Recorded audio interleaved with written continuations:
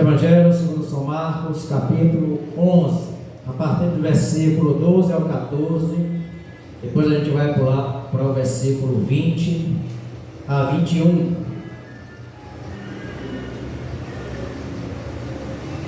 Mateus também traz esse momento, essa ocorrência, ele também relata esse fato, só que ele faz em uma ordem diferente, inversa. Aqui em Marcos há um intercalamento entre dois fatos e duas ocorrências que se dão com Jesus quando ministrando e sendo seguido por seus discípulos. A palavra do Senhor vai dizer aí em Marcos capítulo 11, a partir do versículo 12: no dia seguinte, quando estavam saindo de Betânia, Jesus teve fome. Vendo à distância uma figueira com folhas, foi ver se encontraria nela algum fruto. Aproximando-se dela, nada encontrou, a não ser folhas, porque não era tempo de figos. Então lhe disse: ninguém jamais coma do seu fruto. E os seus discípulos ouviram-no dizer isso. Vamos para o versículo 20 agora. De manhã, ao passarem, viram a figueira seca, desde as raízes. Pedro, lembrando, disse a Jesus: mestre, vê, a figueira que amaldiçoaste secou. Respondeu Jesus: tenha fé em Deus. Amém? A primeira verdade que a gente aprende aqui com esse texto da figueira, depois nós vamos ler o texto que está no meio desse relato, desse fato histórico. A palavra vai dizer e vai nos ensinar que a primeira verdade que se aprende aqui é que a fé, ela gera provisão em tempo e fora de tempo. A palavra diz que Jesus estava saindo de Betânia, ele ia para Jerusalém, ele ia para o templo. Marcos vai dizer que ele estava no templo e ia para Betânia. Independente de um percurso ou do outro, os dois fatos relatam esse mesmo acontecimento histórico. Diz que Jesus estava saindo de Betânia a Jerusalém e ele sente fome. E ao sentir fome, ele vê uma bela e uma linda figueira. Ele vê uma exuberante árvore com o seu tronco forte, com as suas raízes bem enfiadas na terra, resistente, os seus galhos frondosos, e ela cheia de flores, ela cheia de folhas. Ela chega a brilhar e ela ressaltava porque a sua beleza era uma beleza exuberante. Por isso a palavra diz que Jesus ele vai até aquela figueira na esperança de encontrar figo para poder saciar a sua fome. Ele vasculha, ele procura, ele mexe de um lado e mexe para o outro e ele não encontra figos naquela figueira. É do conhecimento que uma figueira ela leva geralmente um ano para poder crescer, e a partir de um ano ela já começa a produzir. E há alguns tipos de figueira que mesmo antes da sua estação, antes mesmo do tempo determinado, ela já começa a produzir figos.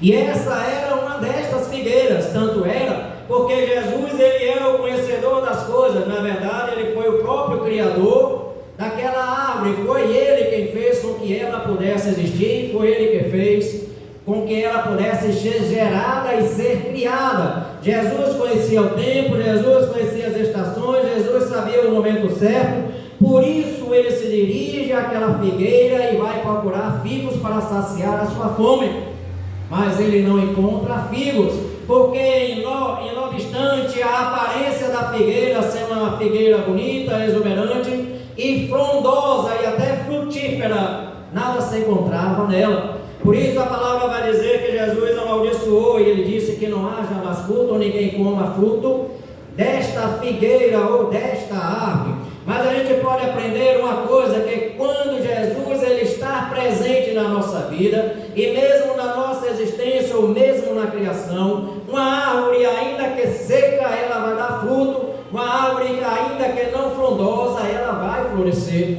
porque quando Jesus faz, quando Jesus age, ele traz vida. Essa figueira, na verdade, irmão Henrique, ela representa o povo de Israel. Ela representa representa, Deus, os próprios discípulos que estavam com ele caminhando, andando, aprendendo, observando, para poder reproduzir aquilo que eles viam Jesus fazendo. A palavra vai mostrar que aquela figueira era uma simbologia dos próprios discípulos, porque Jesus queria transmitir para eles uma mensagem, e a mensagem que ele transmite para os seus discípulos naquela época é a mesma mensagem que ele transmite para nós hoje em dia, Andressa. E a mensagem que Jesus dá, e a mensagem que Jesus produz, e a mensagem que Jesus diz, e a mensagem que Jesus nos quer informar é que nós devemos produzir em tempo e em fora de tempo. Aquela figueira poderia ter uma desculpa, dizer que ela não estava no tempo, não estava na época, não estava na estação, por isso ele não encontrou figos, mas a sua própria natureza, a sua própria existência, a sua própria forma de ser, feita pela mão do Criador, dava toda a certeza de que nela poderia ser encontrado frutos. A mesma coisa quando Deus olha para a gente, Ele vê a gente frondoso, Ele vê a gente bonito, arrumadinho, de camisa comprida, de paletó, de gravata, como muitos gostam até de se apresentar, em um espírito de capa de santidade, de cristandade, mas não encontra fruto. Jesus fica decepcionado. Ele espera que a gente seja uma figueira, mas que a gente seja uma figueira frutífera, não uma figueira que só dá no verão, na primavera, ou no inverno, ou no outono. Nós temos que dar e nós temos que produzir em todo o tempo e fora de tempo, porque é para isso que Ele nos chamou. Os tempos estão sendo abreviados, o tempo está sendo encurtado, parece que o dia mal começa e já terminou. Ainda que você, Magma, que está trabalhando ali, vou dizer feito louca não, abençoada em nome de Jesus, ela vê e vê que o tempo passa tão rápido, que quando olha para o relógio, já não é mais tempo para fazer o que ela pensava ou planejava, porque o tempo já passou.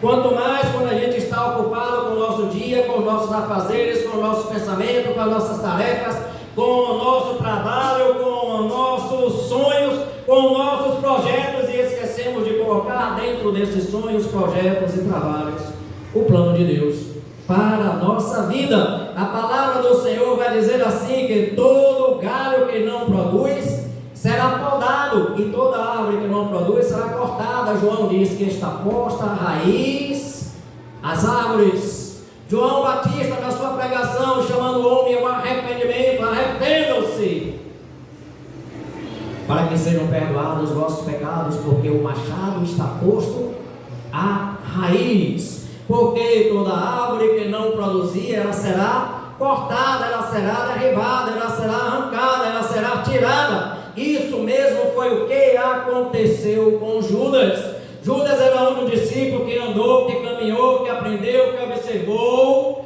tudo que Jesus fazia, mas ele devia estar também reproduzindo e fazendo aquilo que Jesus fez. Mas a palavra nos mostra que Judas foi encontrado em falta. E o que aconteceu com Judas? Ele foi cortado. Judas foi cortado, ou seja, ele foi dispensado, ele foi tirado daquele grupo que tinha nas suas mãos a grande missão de evangelizar o mundo, de levar a mensagem da cruz, de propagar a mensagem da cruz, de anunciar Jesus aos quatro cantos da terra, para que a salvação viesse a todo homem que estivesse perdido. A figueira, ela representava o povo de Israel, ela representava os discípulos, e ela representa cada um de nós hoje, porque não adianta estarmos apenas em uma aparência de beleza. Nós precisamos produzir, nós precisamos dar fruto, nós precisamos gerar. Nós fomos chamados para poder gerar, porque Cristo está sendo gerado em nós. A palavra nos diz que Judas foi cortado, mas Matias foi cortado. Olha a diferença, um é cortado, é tirado, o outro é cortado, é chamado, é colocado no lugar. Ninguém nunca ouviu falar de Matias, nem se mencionava o seu nome. Onde é que estava esse cara fazendo as coisas às escondidas que ninguém via? Mas ele estava fazendo, porque para ter condição de se tornar apóstolo, ele tinha que ter visto Jesus, ele tinha que ter visto o batismo de Jesus, andado com Jesus, aprendido com Jesus, visto Jesus morrer, visto Jesus ser crucificado, visto Jesus ressuscitar.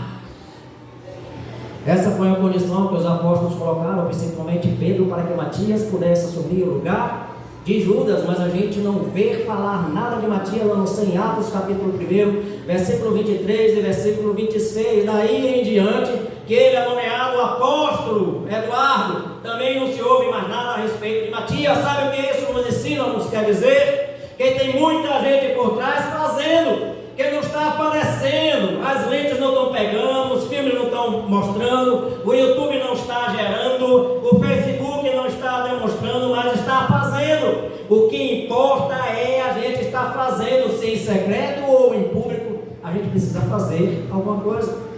Deus nos quer ver como uma figueira jovem frutífera, é aquela figueira que produz, é aquela figueira que dá fruto, porque senão ela será cortada o ramo. Jesus vai dizer, o João vai dizer lá no capítulo 15, se não me engano, que todo ramo que não produz será cortado, ele é podado. Para quê? Para que aqueles que estejam produzindo, produzam mais. Essa reflexão é para mim.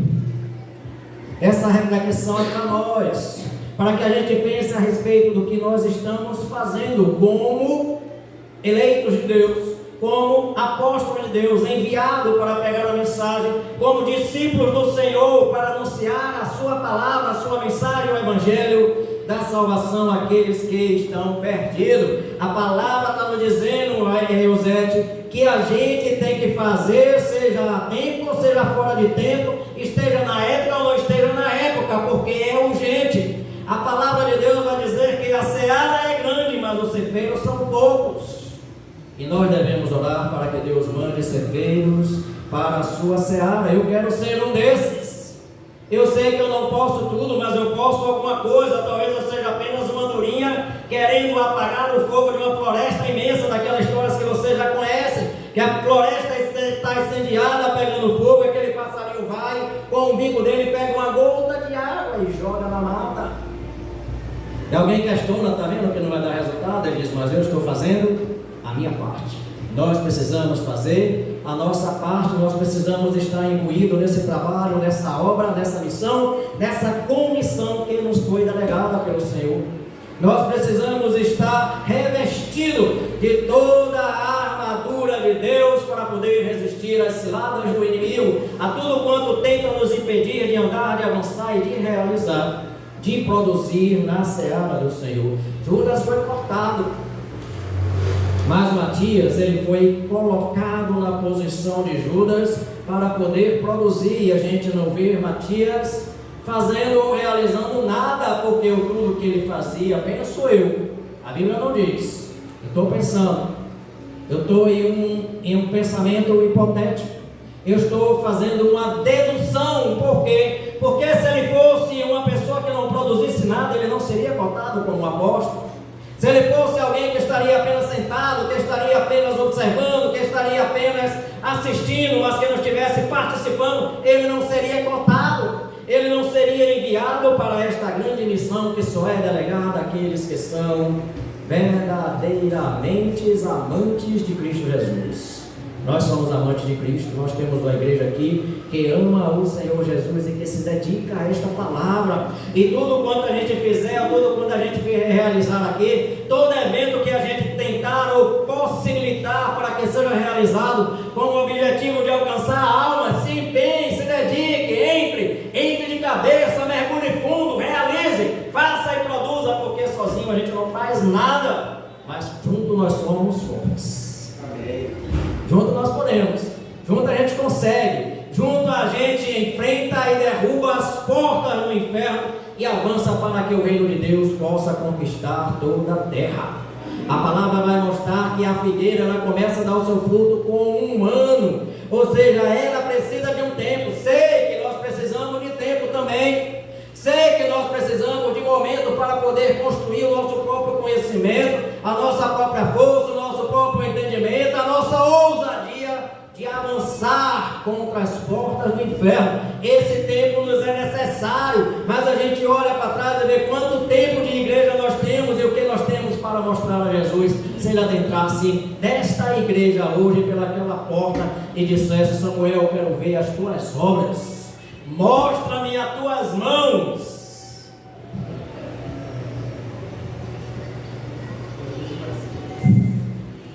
Laura pegou na sua mão, Patrick falou assim: olha como a mão dele é macia. Aí eu falei: pega na minha aqui. Aí ela pegou na minha, eu falei: e aí? É mão de pedreiro.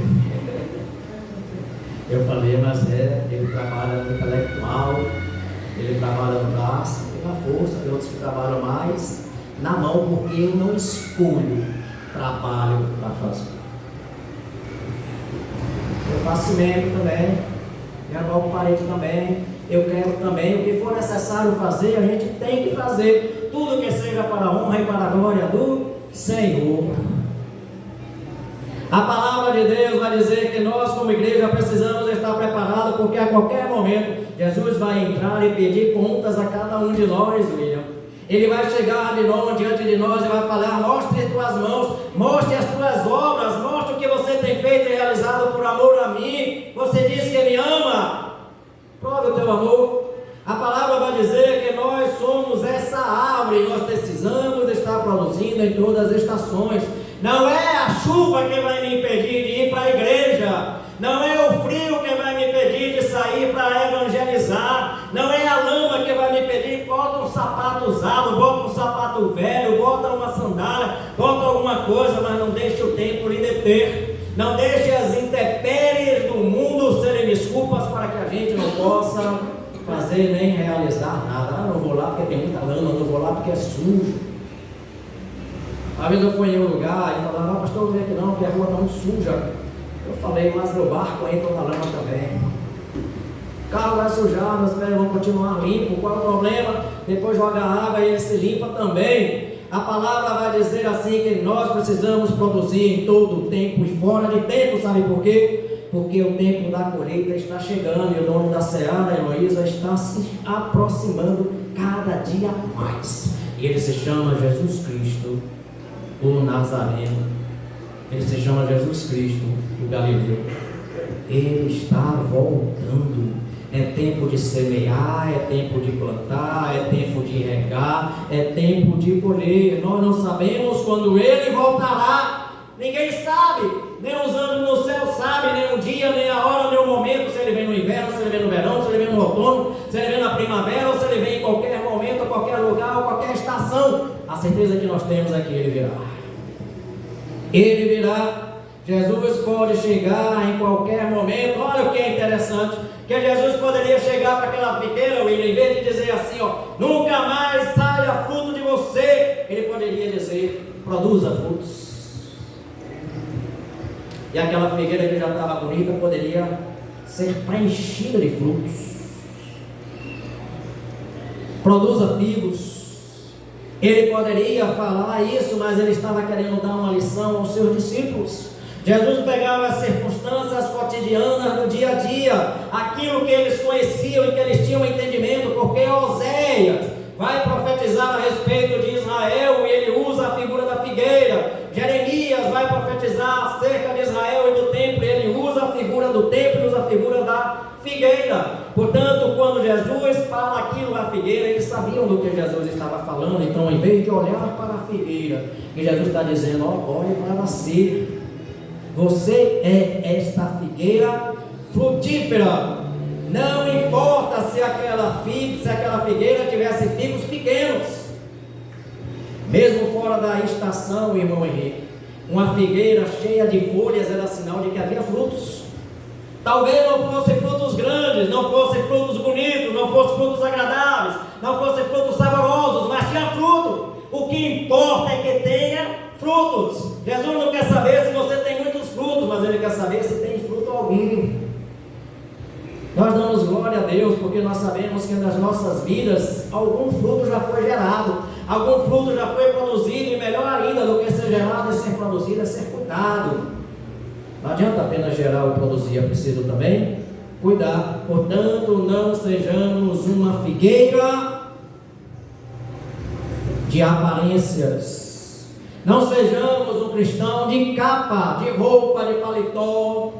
Tem irmãos que botam até umas calças brilhosas. Acho que sou eu. Aqueles tênis ou sapatos reluzentes bota aqueles ternos bonitos, né? Aquela gravata, é exuberante. Quer dizer, está todo por fora igual uma figueira reluzente, exuberante, mas às vezes por dentro está vazio.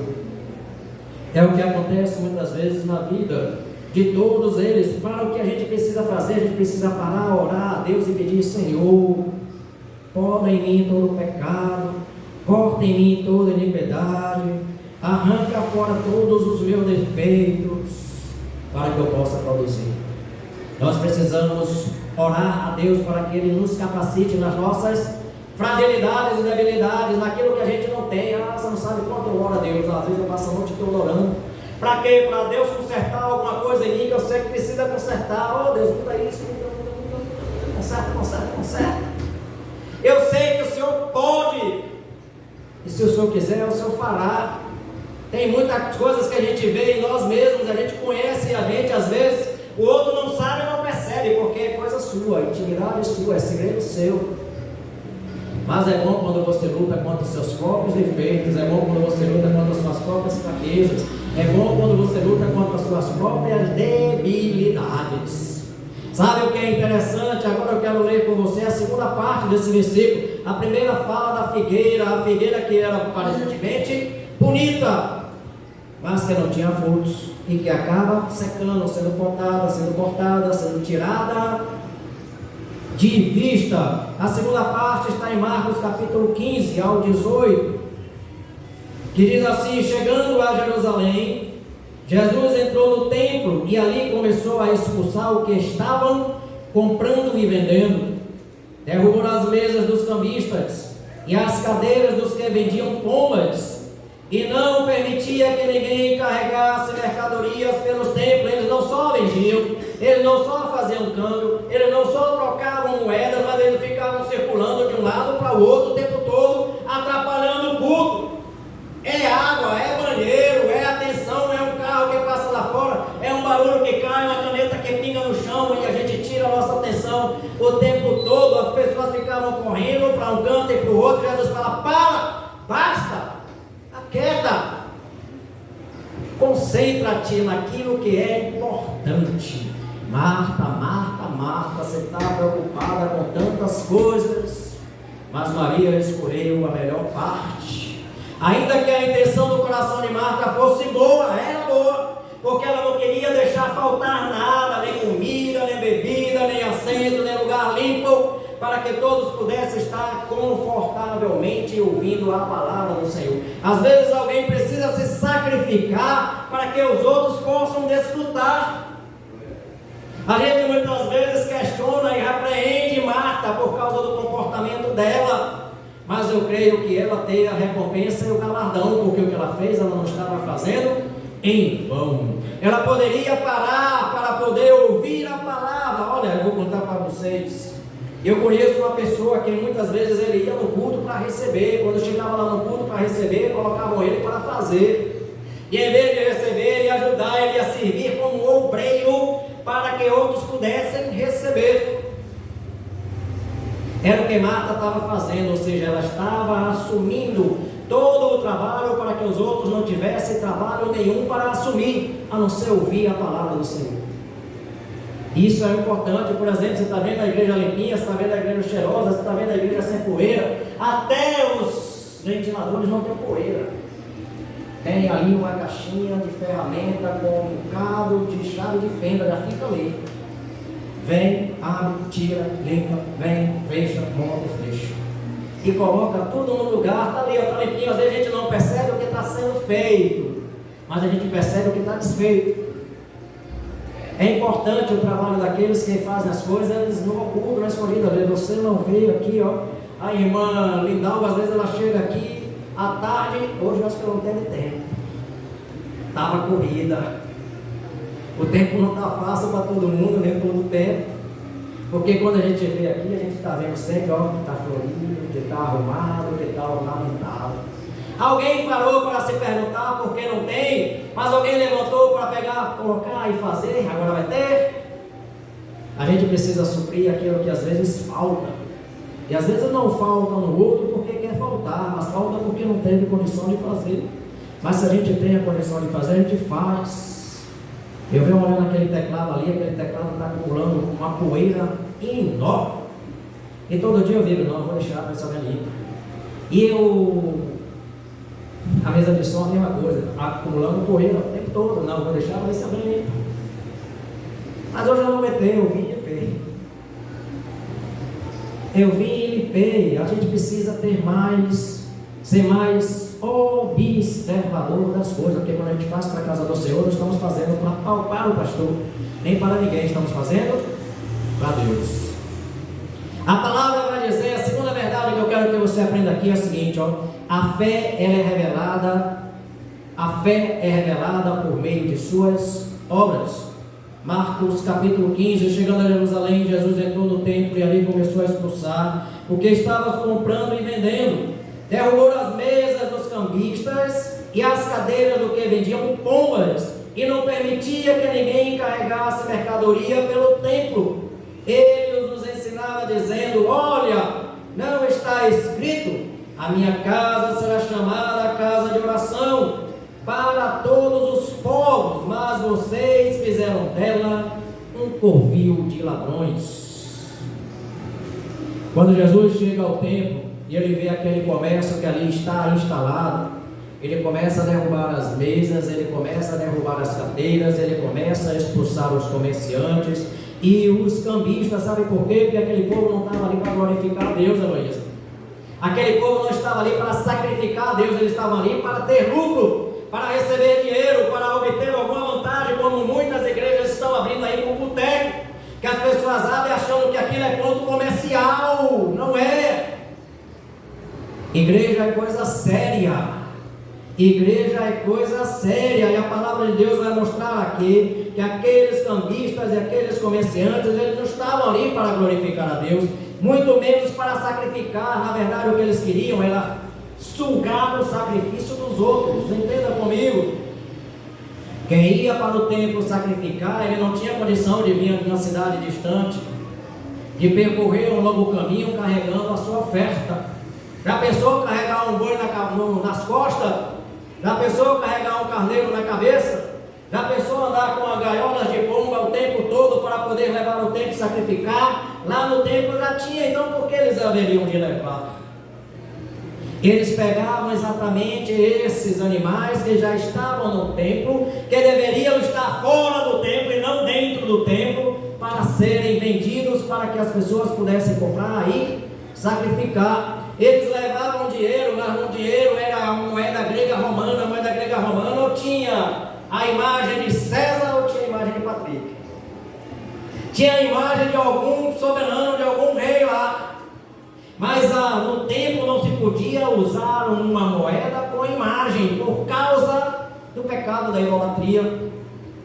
Então o que você fazia? O templo tinha a sua própria moeda. Por isso os cambistas estavam ali para fazer as trocas de moeda, mas eles não faziam isso para ajudar, eles faziam porque em cima dessa troca eles cobravam alguma taxa a mais para poder ter lucro. Eles não estavam ali para ajudar ninguém a sacrificar ou adorar a Deus, eles estavam ali porque eles queriam ser adorados, ou eles queriam ser, vamos dizer, o alvo do próprio sacrifício de alguém. As obras dos cambistas e dos comerciantes eram obras mais. Eles não faziam aquilo para ajudar ou facilitar, André, a vida de ninguém, mas eles faziam aquilo para poder obter vantagem. Muitas pessoas vinham de longe, Mariana, para sacrificar, mas eles faziam isso para poder explorar essas pessoas e tirar vantagem. Sabe o que é pior? Isso era feito dentro do templo. Olha o que diz aqui, versículo 16: não permita que ninguém carregasse mercadorias pelo templo. Era feita onde? Dentro do templo. Isso quer dizer que havia o quê? Conivência dos sacerdotes, conivência dos pastores, conivência dos presbíteros, conivência dos bispos, conivência dos cardeais, conivência daqueles que estavam na frente da direção, que devia ser o exemplo de santidade. A casa do meu pai é casa de oração e não casa de comércio. Não caia na armadilha de comprar coisa de combista, de comerciantes ou de sacerdotes em templos. Ao comprar na mão de um comerciante o óleo ungido, a vassoura de fogo, a rosa de uma roupa, você não vai com isso obter o amor nem o favor de Deus, porque o amor não se compra. O amor não se compra. O amor não se compra. O amor não se merece. O favor de Deus não pode ser comprado. Aquela palavra, aquela música diz assim: meu orgulho me tirou do jardim, tua humildade colocou o jardim em mim, e se eu vendesse tudo que tenho, em troca do amor eu falharia. Por quê? Porque o amor não se compra, não se vende. O amor não é comércio. O amor a gente apenas merece pela misericórdia de Deus. Sabe o que é que esse texto está querendo dizer a respeito disso aqui? Que a fé, ela é uma fé morta, se ela não é uma fé com obras. A fé sem obras é tão morta quanto as obras mortas não geram fé. Olha que interessante, obras mortas não agradam a Deus. Aquele que tenta comprar a sua fé por meio das obras mortas também não vai gerar fé. A fé não se compra, a fé se declara. Leia comigo o próximo texto que diz aqui na palavra. Ele vai dizer assim, versículo 20, 23, diz Jesus assim, 22. Respondeu Jesus: tenha fé em Deus. Eu asseguro que se alguém disser a este monte, levante-se e atire-se no mar, e não duvidar em seu coração, mas crer que acontecerá o que diz, assim lhe será feito. Isso é fé. A fé não se compra, a fé não se vende. A fé, presta atenção, não é a fé que remove montanhas. É a palavra.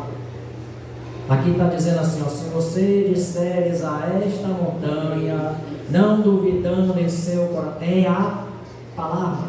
É a mesma coisa, vamos fazer uma analogia aqui. Um exemplo grosseiro. Você tem um carro na sua garagem, o carro está cheio de gasolina, o tanque está cheio. A gasolina é a fé. Mas se você não der a partida e o carro não sair, ele não anda, ele não faz nada. Você precisa agir. É a mesma coisa. A fé aqui é apenas o combustível para aquilo que você declarar com fé possa acontecer. Eu conheço um pastor, eu conheço a história do pastor, que ele chegou em determinado lugar, e ele viu uma criança com uma faixa assim na cabeça enrolada. E ele perguntou a um dos pais, ou a quem estava ali por perto, por que essa criança está com essa faixa na cabeça enrolada? Ah, que ela está com uma forte dor de cabeça. Aí ele chamou a criança assim, vem cá, neném, o que é que você tem aí? Conta pro tio, está com a cabeça doendo? Aí ele colocou a mão na cabeça da criança, levou lá e fez assim, dor de cabeça? Sai! Aí ele olhou para a criança e perguntou, aí neném, cadê a dor? Aí a criança deu um sorriso e fez assim. Aquilo que ele declarou com fé, a criança não tinha dúvida no coração para quê? Ou para bloquear, e ela recebeu a cura. Por quê? Porque a fé é o combustível, mas a palavra é a ação. Aquilo que está no nosso coração precisa ser gerado, e ele é gerado pela palavra. Aquela criança ela não duvidou em seu coração que pudesse bloquear as palavras que foram declaradas com fé. Se esse exemplo não serve para você, então vamos para a Bíblia. Pedro diz assim, olha, eu não tenho prata nem ouro, mas o que eu tenho, eu te dou. Em nome de Jesus, levanta e anda. E o homem levantou e andou. Ou seja, a fé estava em Pedro, mas ela precisava sair para entrar no homem que precisava levantar e ser curado. Não é a fé quem vai mover a montanha, ou seja, eu não sei qual é o tamanho do seu problema, mas eu sei que se você não declarar ou não disser alguma coisa, o problema vai continuar lá. Você tem que falar: olha, problema, você está aí, mas não tenho medo de você. Você pode ser um Urias, eu lhe derrubo com uma pedra, porque essa pedra vai ser direcionada pelo Espírito Santo de Deus. É Ele quem vai te derrubar. Não sou eu que sou pequeno, que sou frangino, mas é o Espírito Santo de Deus. A fé e as obras, elas nascem no nosso coração, mas o que eles estavam fazendo aqui no templo eram obras mais, e as obras que eles produziam eram obras perversas, eram obras malignas, era obra de comércio, e aquilo não agradava ao Senhor. Por isso Jesus sai derrubando aquelas cadeiras, Jesus sai derrubando as prateleiras, Jesus sai quebrando aquelas gaiolas, Jesus sai soltando os pombos, e Jesus fez aquilo com muita coragem, viu? Com muita coragem. Por quê? Porque os sacerdotes, assim que souberam, eles falaram: olha, temos que fazer alguma coisa para matar esse homem, ele está acabando com o nosso comércio, ele está acabando com o nosso lucro, ele está vindo com uma doutrina diferente e estranha, e ele está movimentando e arrebanhando muita gente. Tem muitas pessoas o seguindo, porque aquilo que ele declara com autoridade, e aquilo que ele declara com autoridade gera fé no coração daqueles que estão ouvindo. A fé vem pelo ouvir, eu ouvi a palavra que sai da boca de Jesus. As palavras, elas estão no nosso coração, Padre. Mateus capítulo 15, versículo 18 vai dizer assim, ó, que as palavras, elas vêm do coração, ela que contamina o homem, não aquilo que o homem come, porque do coração é que vem o adultério, os homicídios, a prostituição, as lascivas, os enganos, as mentiras. É quando o coração está cheio e está repleto de maldade, aquilo que ele tem para dar são coisas e obras mortas. Mas quando o coração está cheio de misericórdia, de graça, de paz, de amor, quando o coração está cheio da palavra de Deus, aquilo que ele vai gerar, Jane, são obras boas. São obras que vão gerar fé. Sobre tudo que se deve guardar, guarda o teu coração, porque dele procedem as saídas da vida. A fé torna tudo que é impossível no possível. A fé torna aquilo que é perdido em algo que é achado. A fé torna o doente em curado, o escravo em liberto, o aflito em alegre. A fé, ela muda a circunstância, ela muda a história. Por isso não devemos nos deter, Adilson, pela montanha que está à nossa frente, porque maior é a fé que a gente deposita em Deus, maior é a fé que a gente deposita em Jesus. Preste atenção, pela fé Noé construiu uma arca. Olha que interessante, vocês ouviram a história do Titanic? O Titanic foi construído em 3 anos. Rapidamente o Titanic foi construído em 3 anos. Ele tinha placas de ferro com espessura de 4 centímetros mais ou menos.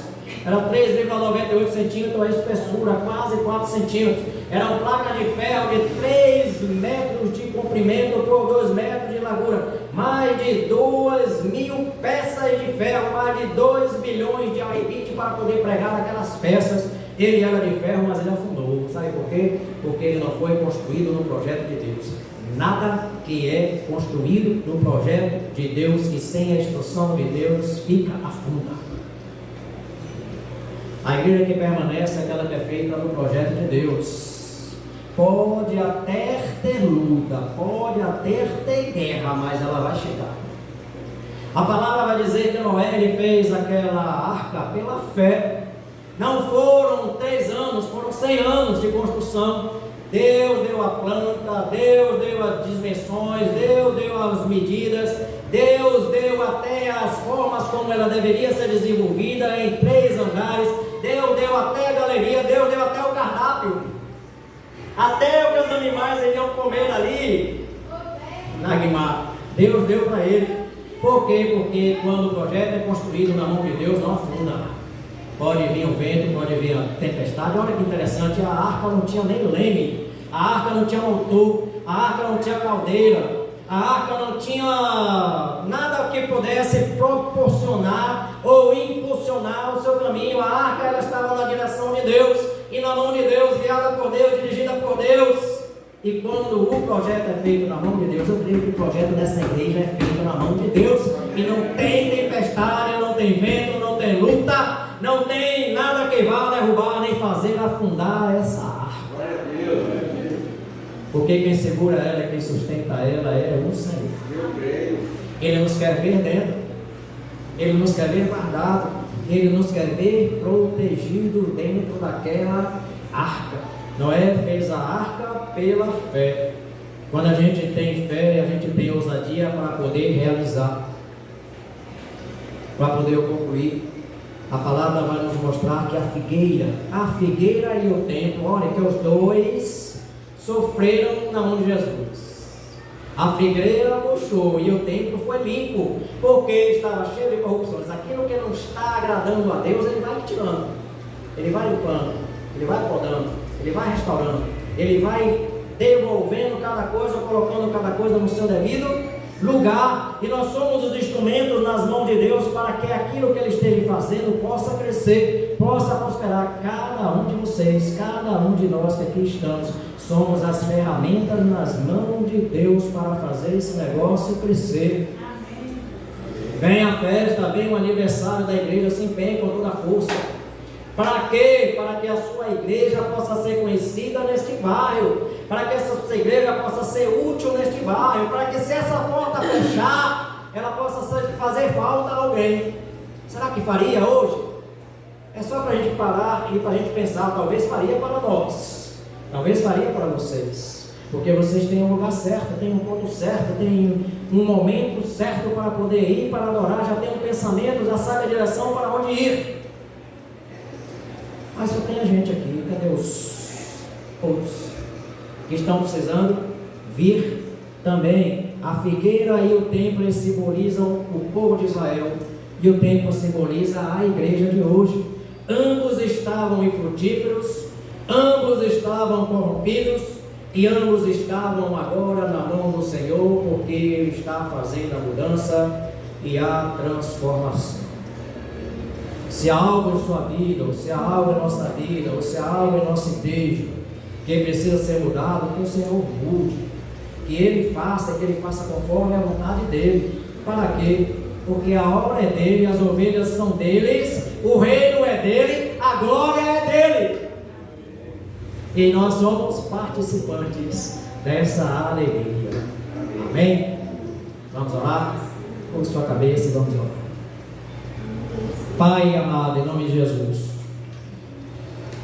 queremos te agradecer por este momento oportuno, em que o Senhor nos chama a atenção para que sejamos produtivos e frutíferos, para que sejamos, ó Deus, instrumentos nas tuas mãos que produzam, instrumentos, ó Deus, que restaurem, que sacia a fome daquele que está com fome, que mate a sede daquele que está sedento, que vista aquele que está nu, que apazigue, ó Deus, a tristeza daquele que está abatido. Que essa igreja possa ser uma igreja relevante. Faça de cada um de nós um instrumento nas tuas mãos, Senhor, para que pelo teu poder e pela tua graça e pela pouca fé que nós temos e depositamos, possamos declarar que a vitória já é nossa em nome de Jesus, e que este lugar vai crescer, este lugar vai prosperar, porque esta é a tua vontade. Pai, em nome de Jesus, te agradecemos pelas nossas vidas, e eu te agradeço por cada um que se faz aqui presente, porque conosco soma, para que possamos sermos mais fortes. Sozinhos a gente cai, mas tendo eles juntos, tem quem nos levante. Por isso eu te agradeço, Senhor, por cada um aqui, por cada vida que aqui se faz presente neste momento. Que o Senhor possa cada dia mais estreitar os nossos laços de união, de amor um para com os outros, os nossos relacionamentos firmados no Teu Espírito Santo. Te agradecemos, ó Deus, porque sabemos que o Senhor é o dono desta obra, é o dono deste templo, é o dono de toda a criação. Recebe o nosso louvor, recebe a nossa adoração, pois o fazemos em nome de Jesus. Amém. Fique em pé. Estenda sua mão. Que o amor de Deus seja derramado sobre nossas vidas e corações. Que a graça preciosa do Senhor Jesus Cristo possa despertar em cada um de nós a ousadia para a gente poder declarar com convicção e com certeza a nossa vitória todos os dias.